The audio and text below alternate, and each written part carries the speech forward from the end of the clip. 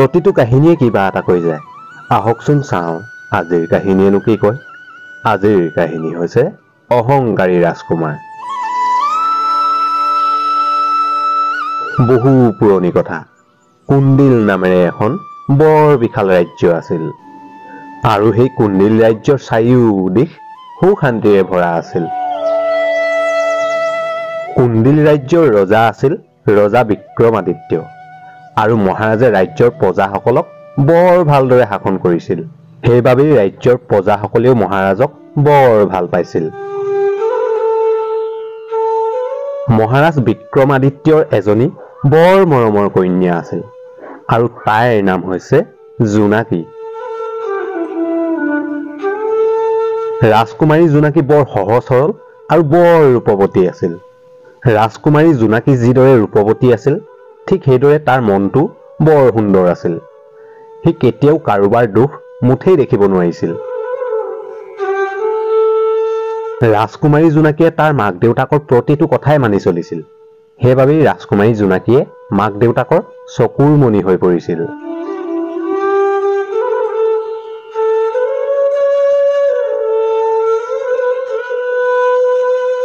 এদিনাখনৰ কথা। এদিনাখন জোনাকীয়ে তাৰ দীঘল চুলিতাৰি বান্ধি ৰখা অলংকাৰ টুকুৰা খুলি ৰাখিছিল।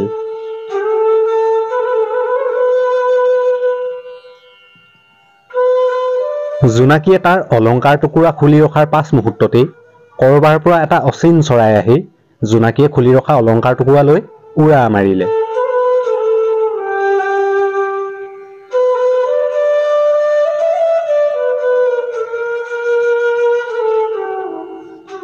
পিছদিনাখনৰ কথা। পিছদিনাখন জোনাকীয়ে তাৰ দেউতাকে দিয়া মূল্যৱান হাৰ টুকুৰা পিন্ধিবলৈ লওঁতেই সেই অচিন চৰাইজনীয়ে কৰবাৰ পৰা আহি জোনাকীৰ হাতৰ পৰা মূল্যৱান হাৰ টুকুৰা থাপ মাৰি লৈ গুচি গ'ল। নিলে মোৰ মূল্যৱান হাৰ টুকুৰা এজনী অচিন চৰাই থাপ মাৰি নিলে। ৰাজকুমাৰী জোনাকীৰ মূল্যৱান বস্তুবোৰ এজনী অচিন চৰাই বাৰে বাৰে আহি থাপ মাৰি কলৈ নুনিছে কিয় নুনিছে সেই কথা কিন্তু জোনাকীয়ে একোকে বুজি নাপালে। তৃতীয় দিনৰ কথা। সেইদিনাখন জোনাকীয়ে এটা সুন্দৰ পোছাক পিন্ধিবলৈ খোজোতেই সেই অচিন চৰাইজনীয়ে আকৌ আহিলে আৰু আগৰ দৰেই অচিন চৰাইজনীয়ে জোনাকীৰ হাতৰ পৰা সেই ধুনীয়া পোছাকযোৰ লৈ উৰা মাৰিলে। এদিন দুদিনকৈ এনেকৈ বাৰে বাৰে হৈ থকাৰ পাছত জোনাকীৰ সেই অচিন চৰাইজনীৰ ওপৰত বৰ খং উঠিল আৰু জোনাকীয়ে আজি এটা কথা সিদ্ধান্ত কৰিছে। সেই অচিন চৰাইজনীয়েনো জোনাকীৰ বস্তুবোৰ কলৈ লৈ গৈছে আৰু সেই কথা জানিবলৈ জোনাকীয়ে অচিন চৰাইজনীৰ পাছে পাছে খোজ লৈছে। অচিন চৰাইজনীয়ে বাকী চৰাইবোৰৰ নিচিনাকৈ উৰা নাই। অচিন চৰাইজনীয়ে এনেকৈ উৰিছে যেন জোনাকীক কৰবালৈ মাতিহে নিছে আৰু ৰাজকুমাৰী জোনাকীও সেই অচিন চৰাইজনীক কি জানিবা ধৰিব পাৰোৱে বা বুলি চৰাইজনীক খেদি খেদি তাৰ পাছে পাছে গৈছে। আৰু এইদৰেই ৰাজকুমাৰী জোনাকীয়ে কিছু সময় অচিন চৰাইজনীৰ পাছে পাছে গৈ থকাৰ পাছত এখন ডাঙৰ হাবিত পালেগৈ আৰু অচিন চৰাইজনীয়ে হাবিখনৰ মাজতে থকা এটা ঘৰৰ ভিতৰত সোমালেগৈ। হাবিৰ মাজত ঘৰটো দেখি ৰাজকুমাৰী জোনাকীয়ে বৰ আচৰিত খালে আৰু ঘৰটোৰ ভিতৰতনো কি আছে তাক জানিবলৈ ৰাজকুমাৰী জোনাকীয়ে ঘৰটোৰ ভিতৰলৈ সোমাই গ'ল আৰু ঘৰটোৰ ভিতৰলৈ সোমাই দেখে যে ঘৰৰ ভিতৰত এজন ৰাজকুমাৰ আছে। আপুনিনো কোন হয় আৰু ইয়ালৈ এজনী চৰাই অহা দেখিছিলে নেকি? দেখিছিলো। ময়ে আছিলো সেই চৰাইজনী। আপুনি আছিলে? কিন্তু কেনেকৈ? বুজিছা ৰাজকুমাৰী, সেইবোৰ বহু কথা। মোক এজন ঋষিমুনিয়ে হাওপাত দি থৈছে। মই এই ঘৰটোৰ ভিতৰত সোমাই থকা অৱস্থাত মানুহ হৈ থাকিব পাৰো আৰু মই এই ঘৰটোৰ বাহিৰলৈ যেতিয়াই ওলাও তেতিয়াই মই চৰাই হৈ পৰো। ঘৰটোৰ ভিতৰত সোমাই থকা ৰাজকুমাৰজনৰ এই দুখৰ কথা শুনি ৰাজকুমাৰী জোনাকীৰ দয়া উপজিল। আপোনাৰ বাৰু এই হাওপাতৰ পৰা মুক্তি নাই নেকি? আছে ৰাজকুমাৰী, এই হাওপাতৰ পৰা নিশ্চয় মুক্তি আছে। সৰু পাহাৰখন দেখিছনে? সেই পাহাৰখনত মই থকা অৱস্থাত যদি কোনোবাই এই ঘৰটোৰ ভিতৰৰ পৰা একেৰাহে 3 মাহ 3 দিন ধৰি চাই থাকে তেন্তে সেই হাওপাতৰ পৰা নিশ্চয় মুক্তি আছে ৰাজকুমাৰী। আপুনি যদি সঁচাকৈয়ে মুক্তি পায় তেনেহলে পাৰিম মই এই কাম কৰিব। কি ৰাজকুমাৰী, এয়া মই কি শুনিছো? এয়া বাৰু তই সঁচাকৈ কৈছনে আৰু তই মোক সঁচাকৈ মুক্তি দিবিনে? মৰমীয়াল জোনাকীয়ে কঠোৰ পৰিশ্ৰম কৰি হলেও ৰাজকুমাৰক এই হাওপাতৰ পৰা মুক্তি দিবলৈ কথা দিলে আৰু ৰাজকুমাৰে জোনাকীৰ এই কথা পাই তৎক্ষণাত এজনী চৰাই হৈ পাহাৰখনৰ ফালে উৰা মাৰিলে। ৰাজকুমাৰী জোনাকীও ৰাজকুমাৰক কথা দিয়াৰ দৰে একেথৰে সেই পাহাৰখনৰ ফালে ঘৰৰ ভিতৰৰ পৰা চাই থাকিব ধৰিলে।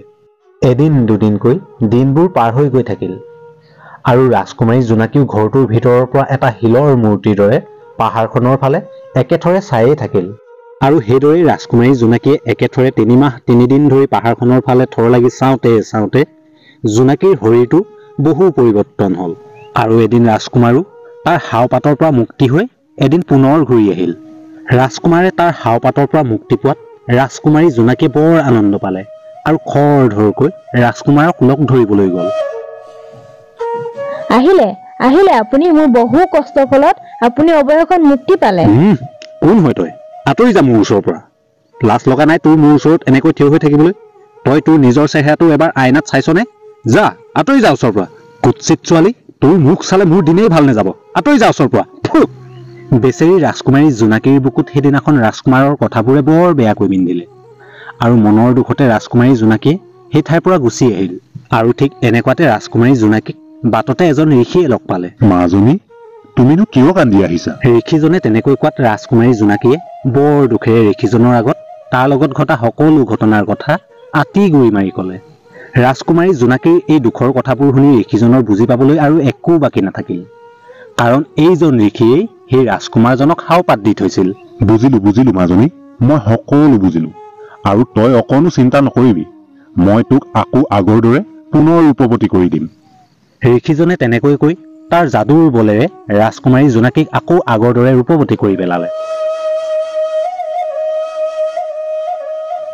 বুজিছ মাজনী, সেই ৰাজকুমাৰ বৰ অহংকাৰী, আৰু সেই অহংকাৰী ৰাজকুমাৰৰ অহংকাৰৰ প্ৰতিফল হাতে হাতে দিবই লাগিব।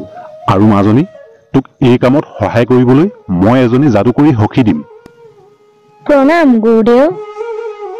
বুজিছ মায়াৱতী, সেই দুষ্ট ৰাজকুমাৰে আকৌ মুক্তি পালে, আৰু সেই দুষ্ট ৰাজকুমাৰক আকৌ এটা শিক্ষা দিবলৈ হ'ল। আৰু তই এই মাজনীৰ লগত যা আৰু সেই দুষ্ট ৰাজকুমাৰক আৰু এটা নতুন শিক্ষা দি থৈ আগত। হ'ব গুৰুদেৱ, আপোনাৰ যি আজ্ঞা। এই সহায় কৰাৰ বাবে আপোনালৈ বহুত ধন্যবাদ মুনিবৰ। ব'লা সখী, যাওঁ তেনেহলে। ৰাজকুমাৰী জোনাকীয়ে তাৰ যাদুকৰী সখীৰ লগত সেই অহংকাৰী ৰাজকুমাৰক পুনৰ বিচাৰি গ'ল। ৰাজকুমাৰী জোনাকী আৰু তাৰ যাদুকৰী সখীয়েকে এসময়ত গৈ দেখে যে সেই অহংকাৰী ৰাজকুমাৰে এটা ধুনীয়া অট্টালিকাত আছে। হৌৱা সখী, হৌৱা, দুষ্ট কুমাৰ ইয়াতে আছে। ৰবা সখী, ৰবা, তুমি চিন্তা নকৰিবা, সেই দুষ্ট কুমাৰক শিক্ষা দিবলৈ মই কিবা এটা কৰি আছো। তেনেকৈ কৈ যাদুকৰী সখীয়েকে ৰাজকুমাৰৰ অট্টালিকাটোৰ কাষতে এটা যাদুকৰী বৰ ধুনীয়া অট্টালিকা সাজিলে।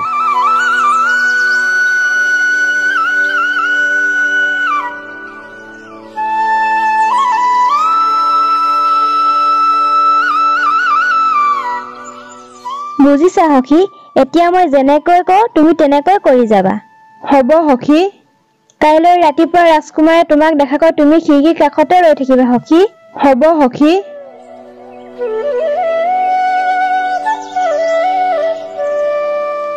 পিছদিনাখনৰ কথা।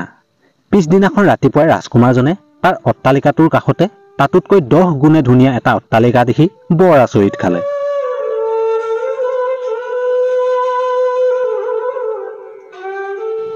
আৰু ৰাজকুমাৰে ধুনীয়া অট্টালিকাটোলৈ চাই থাকোতে অট্টালিকাটোত এজনী ধুনীয়া গাভৰুক দেখি আৰু আচৰিত হ'ব ধৰিলে।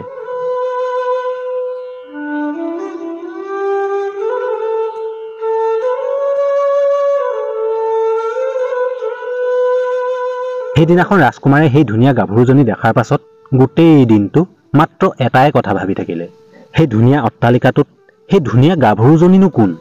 আৰু এনেকৈ ধুনীয়া গাভৰুজনীৰ কথা ভাবোতে ভাবোতে সেইদিনাখন ৰাজকুমাৰৰ নিশা টোপনিও নাহিল। বুজিছা সখী, আজি তোমাক সেই ৰাজকুমাৰে দেখিলে। কাইলৈ তুমি আৰু এটা কাম কৰিব লাগিব। কি কৰিব লাগিব সখী? কাইলৈ তুমি সেই ৰাজকুমাৰৰ চকুলৈ চাবা আৰু লাজ কৰাৰ অভিনয় কৰি গুচি আহিবা সখী। হ'ব সখী, আৰু তুমি যেনেকৈ কৈছা মই তেনেকৈ কৰিম। পিছদিনাখন ৰাতিপুৱাৰে পৰা ৰাজকুমাৰে সেই ধুনীয়া অট্টালিকাটোত ধুনীয়া গাভৰুজনীক চাবলৈ বুলি থৰ লাগি চাই আছে।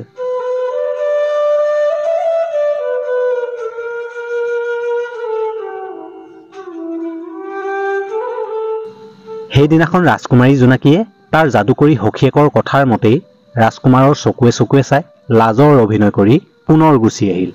আজি ধুনীয়া গাভৰুজনীয়ে ৰাজকুমাৰৰ চকুৱে চোৱাত ৰাজকুমাৰ বৰ আনন্দ পালে আৰু গোটেই নিশা ভাবি থাকিলে কাইলৈ যিকোনো উপায়েৰে হ'লেও সেই ধুনীয়া গাভৰুজনীৰ লগত কথা পাতিবই লাগিব বুলি। বুজিছা সখী, তুমি সেই ৰাজকুমাৰৰ লগত কাইলৈ কথা পাতিবা। হ'ব সখী। আৰু সখী, তোমাক যদি সেই ৰাজকুমাৰে লগ ধৰিব খোজে তেন্তে কবা যে মাতি গৈছো কি যদি অহা তেনেহলে মোক লগ নোপোৱা বুলি। হ'ব সখী, মই সেয়াই কৰিম। পিছদিনাখনৰ কথা। পিছদিনাখন ৰাজকুমাৰে সেই ধুনীয়া গাভৰুজনীৰ লগত কথা পাতিবলৈ ব্যাকুল হৈ আছে। হে সুন্দৰী, তুমিনো কোন?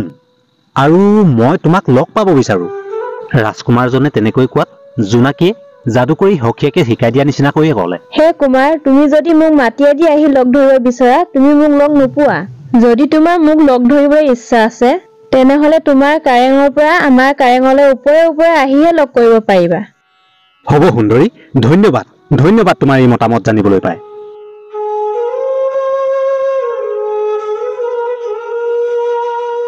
সেইদিনাখন ধুনীয়া গাভৰুজনীয়ে ৰাজকুমাৰক লগ পোৱাৰ যি আশা দিলে সেই আশাত ৰাজকুমাৰ বৰ আনন্দ পালে আৰু ৰাজকুমাৰে এইটো ভাবিলে যে তাৰ অট্টালিকাটোৰ পৰা সেই ধুনীয়া গাভৰুজনী থকা অট্টালিকাটোলৈনো ওপৰে কেনেকৈ যাব পাৰি সেই কথাও ভাবিলে আৰু এনেকৈ ভাবি থাকোঁতে এটা উপায় বিচাৰি পালে। ৰাজকুমাৰৰ অট্টালিকাৰ পৰা ধুনীয়া গাভৰুজনী থকা অট্টালিকালৈ ওপৰে এখন দলং সাজিব আৰু কথাৰ মতেই কাম। ৰাজকুমাৰে বহু কৰ্মী লগাই ৰাতিটোৰ ভিতৰত এইটো অট্টালিকাৰ পৰা সিটো অট্টালিকালৈ যাব পৰাকৈ ওপৰে এখন দলং সাজি উলিয়ালে। চাবা সখী, আজি মই সেই অহংকাৰী ৰাজকুমাৰক এটা ভাল শিক্ষা দিম। আৰু মই যেনেকৈ কৈছো সকলো মনত আছে নহয় সখী? সখী, সকলো মনত আছে আৰু তুমি যেনেকৈ কৈছা মই তেনেকৈ কৰিম সখী।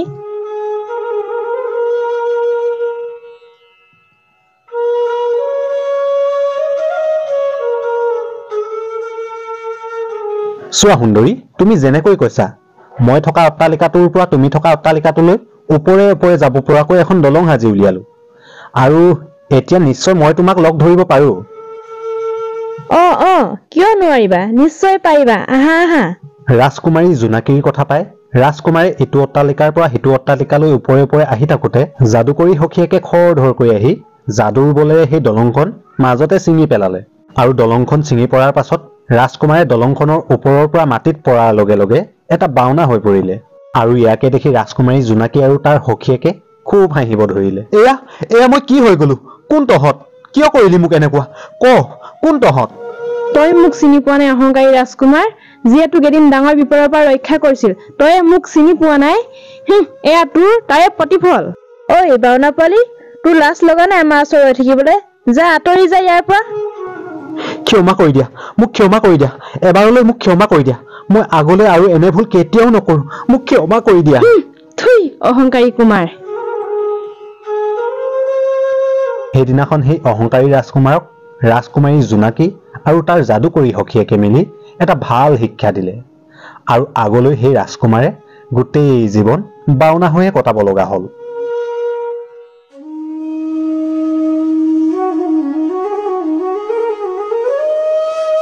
দৰ্শকসকল, আপোনালোকে যদি ভিডিঅ'সমূহ চাই ভাল পাইছে এটাকৈ লাইক কৰিব, কমেণ্টো কৰিব আৰু আপোনাৰ আপোনজনলৈও ভিডিঅ'সমূহ শ্বেয়াৰ কৰি দিব।